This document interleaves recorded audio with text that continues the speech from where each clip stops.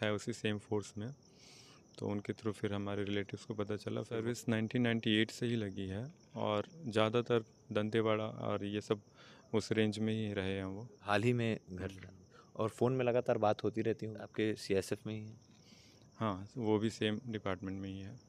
छत्तीसगढ़ के बीजापुर में IED blast के चपेट में आकर 61 जवान राम आशीष यादव शहीद हो गए। दरअसल बेचापाल में सड़क निर्माण का कार्य चल रहा है, जिस कार्य की सुरक्षा के लिए सर्चिंग में जाते हैं, तभी अचानक से ईआईडी बम पर उनकी पैर पड़ती है और एक जोरदार धमाकेदार आवाज़ आती है और फिर पता चलता है कि सीएसएफ जवान शहीद हो गए। मिली जानकारी के मुताबिक आपको बता दें कि मिरतुर थाना क्षेत्र में सुरक्षा बल कैंप बेचापाला के सीएसएफ की टीम एरिया सर्चिंग के लिए निकली थी।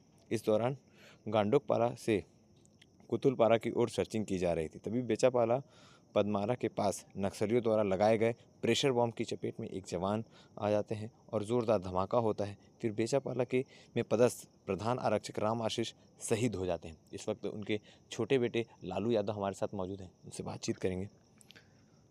आपको कैसे सूचना मिली कि ये सब चीज़ हुआ है? हमारे रिलेटिव्स हैं, उनको पहले आई थी, वो उनके रिलेटिव्स है उसी सेम फोर्स में, तो उनके थ्रू फिर हमारे रिलेटिव्स को पता चला, फिर वो हमारे को बताया। तो जो राम आशीष यादव जो आपके पिता हैं, वो कब से सर्विस दे रहे हैं और कहाँ कहाँ पदस्थ रहे हैं? उनकी सर्विस 1998 से ही लगी है और ज़्यादातर दंतेवाड़ा और ये सब उस रेंज में ही रहे हैं वो, और अभी उधर ही थे बीजापुर में, और ये घटना हुई उधर। आखिरी बार घर कब आना हुआ था और कितने दिन के लिए घर में थे छुट्टी में? एक वीक के लिए का जो साप्ताहिक छुट्टी रहती है वो छुट्टी लेकर के आए थे अभी दिसंबर के लास्ट में। मतलब हाल ही में घर और फ़ोन में लगातार बात होती रहती होंगी?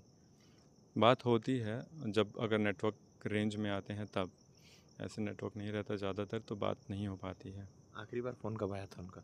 आज आया था कॉल 10 बजे मॉर्निंग में, बट बात नहीं हो पाई थी आज। घर में और कौन-कौन है सदस्य? सदस्य है, हम लोग 3 भाई हैं, एक बहन है, और बहन मैरिड है और बड़ा वाला भाई मैरिड है, और ये हमारे जीजू हैं। बड़े भाई भी आए आपके सीएसएफ में ही हैं? हाँ, वो भी सेम डिपार्टमेंट में ही है पदस्थ। तो दामाद जी भी हमारे साथ हैं, उनसे बातचीत करेंगे। आप लोग को सूचना मिली, क्या कुछ जानकारी दी गई? नहीं, मुझे तो साले साहब ने ही फ़ोन किया था। उन्होंने मुझे बोला कि ऐसी-ऐसी घटना हो गई है। फिर मैं अपनी वाइफ़ को लेके यहाँ आया, तो यहाँ ये सारी चीज़ें।